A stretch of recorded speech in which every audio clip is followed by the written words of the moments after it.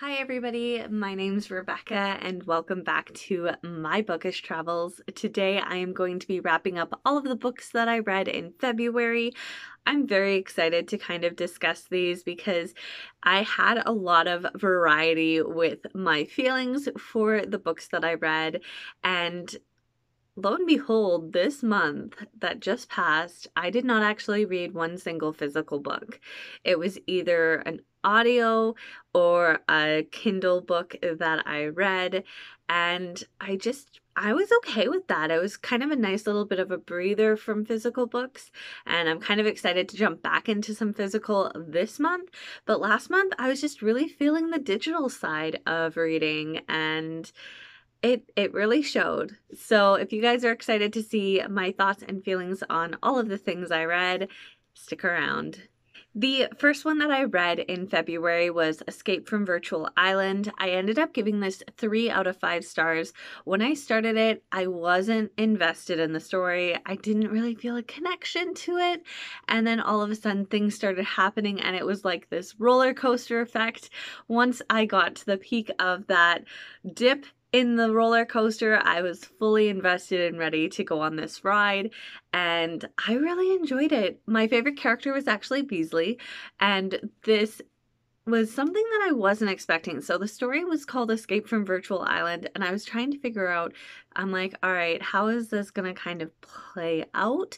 Because I didn't really want to read the actual full synopsis and see what takes place.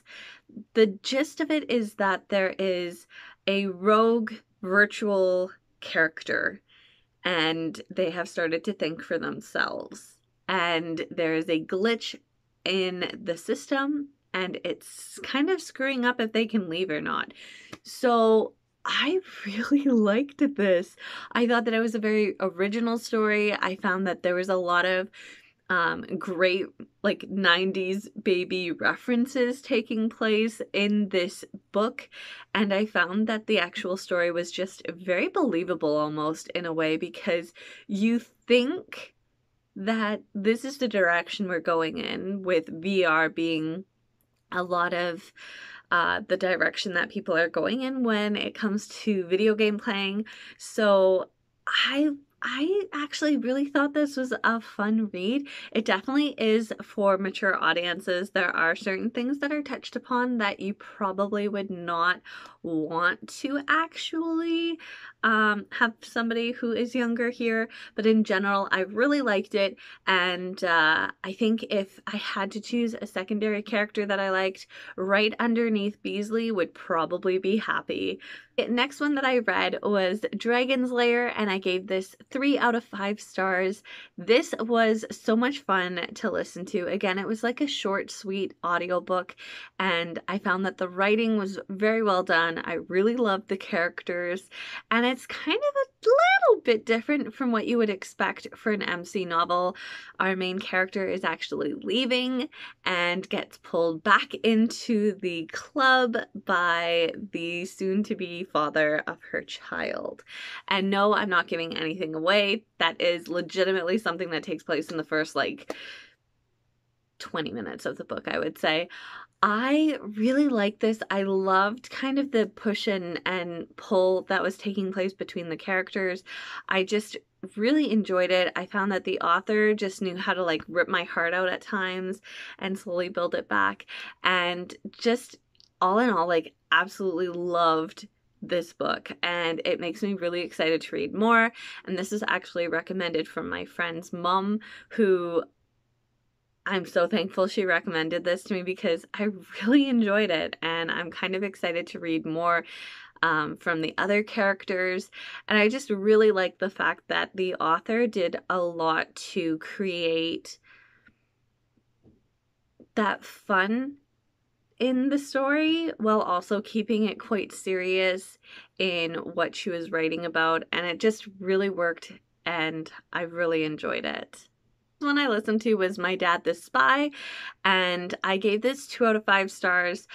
I loved listening to this at the start of the series, but as each episode progressed, I just started to sizzle away with my enjoyment of it. I understand it's your family. You're going to definitely want to defend them and you definitely are going to side with them. But I think that it was quite difficult at times when things were being presented that might not necessarily have been the best thing that happened. Being like, I'm going to stop it here because I disagree. And I feel like if we had a neutral party, as the main narrator, it might have been a little bit different. But for me, I just found that the neutrality wasn't fully there, and I understand why it wouldn't be. Again, it's your family. You're always going to side with your family. Or at least you're usually going to side with your family. And I just found it kind of dragged out a little bit too far at some points. I did find it quite hilarious at certain points in time when they were sharing, different things that his dad had done when he was a spy and this and that. But there's also certain things that happened where I was like, I don't necessarily agree with this. And that's just a personal thing. So again, my rating is completely personal on this. I think it is one that I would recommend listening to.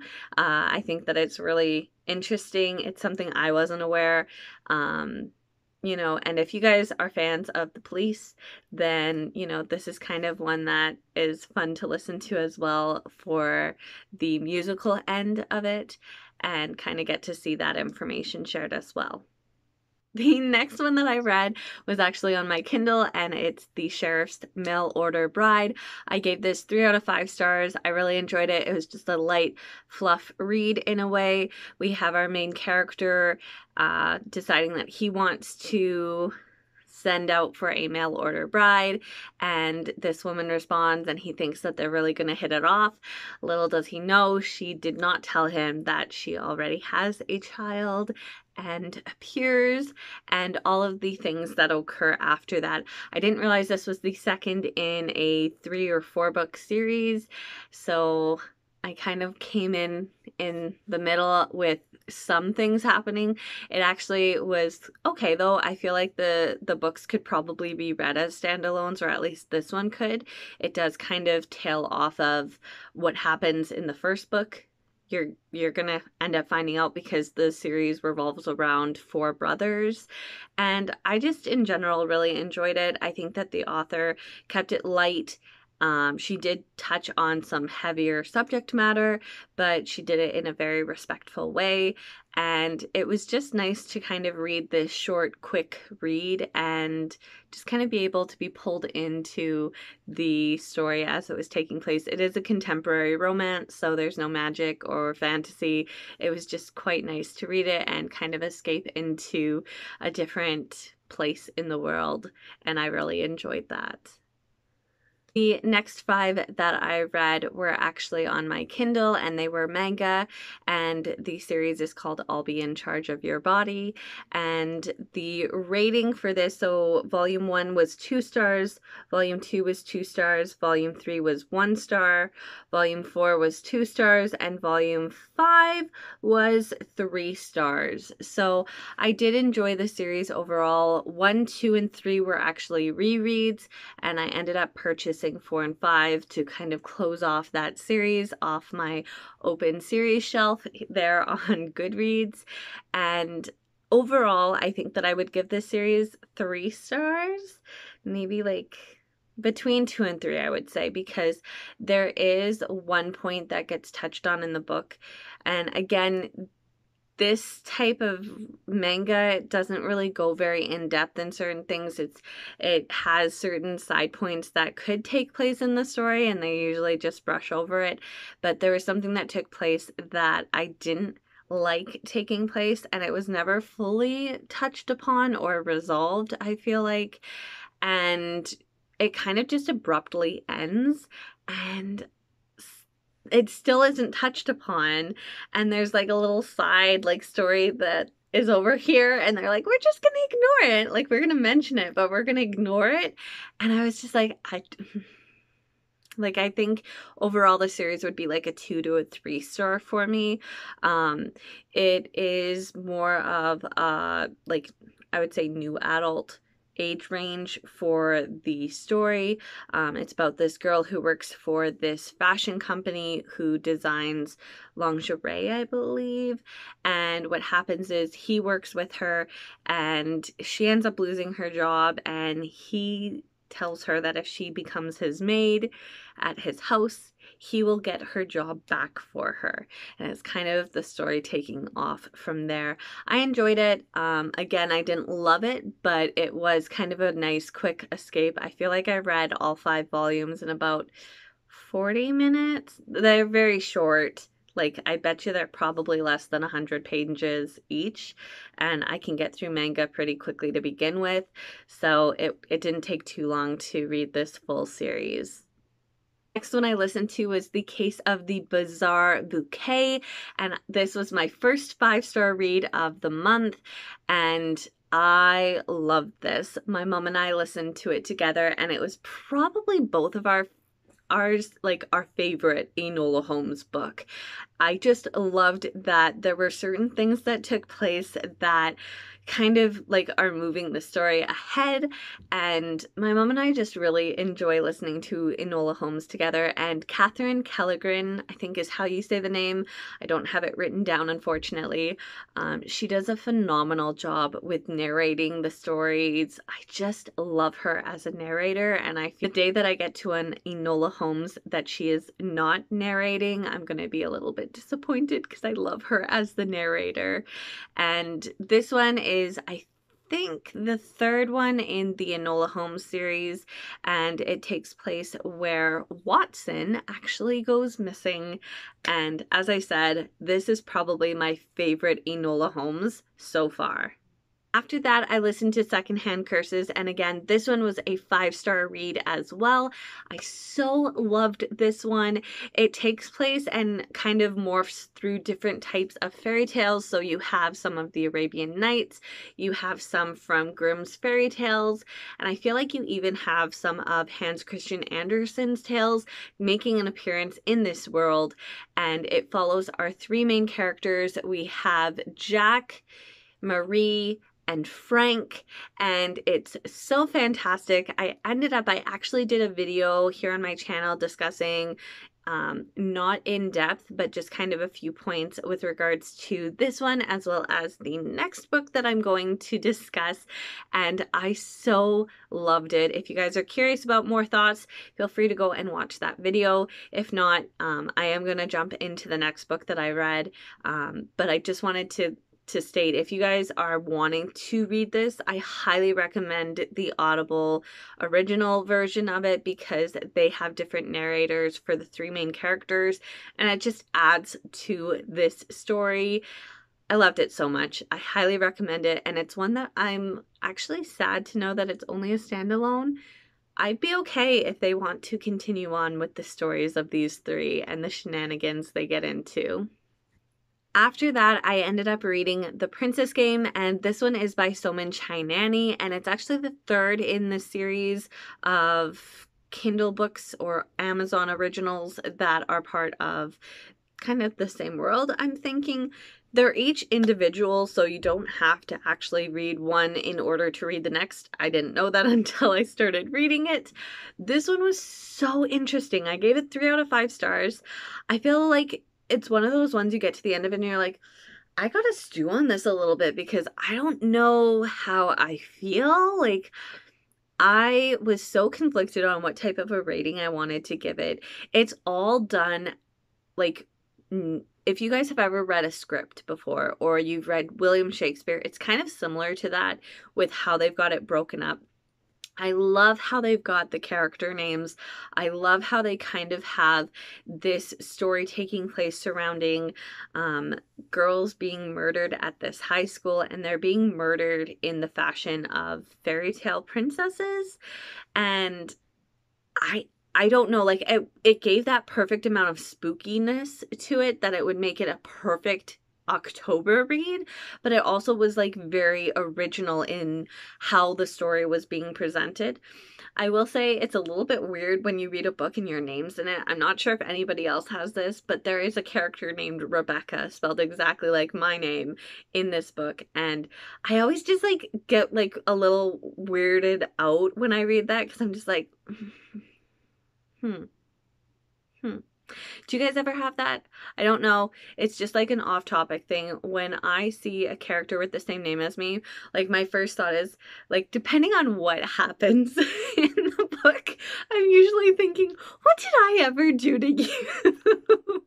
Like, and that's just like a weird like thing that I do. I don't know if anybody else does it when they read a character that has the same name as them. What's your thought on that? Because that's definitely like a discussion point that I like to have because I'm very intrigued. Like, what is your thought on a character that shares the same name as you? Like, do you like them? Do you hate them? Does it make you uncomfortable? Do you question if you might have offended the author at some point in time with whatever happens? I don't know. I just get very weirded out on my end, and I always like to find out what other people think when they read a character with the same name as them. It's the same thing. Like if I'm reading a romance and the male lead has the same name as one of my brothers, I'm always just like, I can't get into this romance. It's not because of the story. It's not because of anything other than the fact that I have such a hard time with the name being the same as my siblings. I'm just like, I feel like I'm watching one of my siblings in a relationship, and that is not what I want to be seeing at all. But I found it very unique, and I did give it 3 out of 5. I would so love to hear from someone else that read it. Did you love it or did you hate it for the Princess Game? Because I feel like I'm like on like some like pull between those two feelings because of like everything that happened. Like it is still one that even now like I'm thinking back to it and I'm just like, I need more. Like it stopped. It stopped so abruptly and I was like, oh no, what do I do? What do I do? What is going on? So that is my thought. And I think that's why I probably gave it 3 stars because I was like, I don't feel like I can give it 5 because I didn't absolutely love it, but I also didn't hate it. But I also kind of feel like I want more. I want to see more for this. I just feel like I need it to be expanded on. I feel like this needs to be like the little booklet that you get just to kind of sample a story and like the full book is being released soon. I don't know. That's kind of how I felt with the book. After that, I listened to Arabian Nights Volume 1. I gave this 2 out of 5 stars, guys. I feel that this is an adaptation of it. It's not necessarily like taking the story and narrating it. I did like having multiple narrators throughout the entire story. I don't know if I'm going to pick up volume 2 because I was very uncomfortable at times. I was like, I feel like I need to read the 1001 Nights, the Arabian Nights first, and then listen to this because it just seems so much different from what I'm expecting in my mind. And I think that's what was causing me issues. Because if it's the exact same, then it's just like my mind was thinking something else. But it definitely didn't feel as connected to the actual original writing of the Arabian Nights. And I think that's where my struggle was because I feel like I've heard stories or I've watched stories and I'm just like, what I'm hearing is somewhat connected to that and then it's somewhat not connected. It just was leaving me very mixed about it. Finally, I listened to Cavalier and I gave this a 4 out of 5 stars. This is another series that my friend's mom introduced me to, and I'm very thankful that she did. This is a little bit different than what I was expecting. I will start with that. I thought it was an MC novel, but it turns out it's not connected at all with an MC. And yeah, it definitely took me through a rabbit hole that I wasn't expecting to go down, but I started to go down and I stopped and I was like, oh my goodness, do I climb back out to like protected air, or do I keep going down? And all of a sudden my friend's mom just like threw me a shovel and said, keep digging. Keep digging. So that's what I did. I listened to it, gave it 4 out of 5 stars. It does touch on something that I was like very creeped out by, so it did lose a star there to my thinking, but I really thought that the writing was well done. I thought that it is such a unique kind of story and vastly different to what I was expecting. And I'm kind of interested to see with the other 3 male leads where their stories take them in this series. So it's definitely one that I will probably continue on with and kind of go from there. So again, as you can tell, I had a lot of mixed feelings on the books that I read as well as with the stars that I gave. I think that that's really good to have. I like having that variety. It means that I'm not just being like, oh, I loved everything that I read. I actually took like some time where I read it and I was like, oh, I didn't really like this, or oh, this is interesting and I think I'll give it this, or whatnot. I had like a nice flow of variety with what I was reading for the style that I was reading in and the format, and just in general for the stories themselves. I feel like I had a relatively good month, and now that I'm looking at this, I do realize I forgot to touch on the 3rd book that I read in the month, and that was actually an audiobook, and I'm not sure if you guys grew up with these. So GT and the Halo Express is a series that I grew up listening to all the time with my siblings in the car with my dad and mom, and we listened to them on cassettes. And I'm concerned by even saying that because I feel like it's a 50-50 chance if you're going to even understand what I'm talking about. But I recently found them in December on cassette, and I did purchase them, and I listened to the first one, which is called God's Love, and it brought back so many memories, and I'm excited to slowly work my way through these. There's 7 CDs because there were 7 unique like episodes for the series, and it's basically about these kids who stumble across GT, or Good Tidings, and his Halo Express, and they kind of put Bible verses to song and allow you to kind of learn the verse by singing it. And it's just something that has always stuck with me that I love. And this was actually the 3rd one that I listened to in the month of February, and I forgot to mention it. And I only just now realized it because I've been looking at my list that I had written to be able to discuss in this video, and I was like, oh, I didn't touch on that one. So those are what I read in February. I feel like I read quite a bit more than I expected to, which I'm not going to complain about. It's quite nice to have a heavy reading month. I enjoy it, and I hope that you guys enjoyed watching this video too. If you guys would like to share your thoughts or comments, feel free to do so down below. I would love to touch base and chat a little bit more with you guys, and I will see you in my next video. Until then, stay safe and stay well. Bye.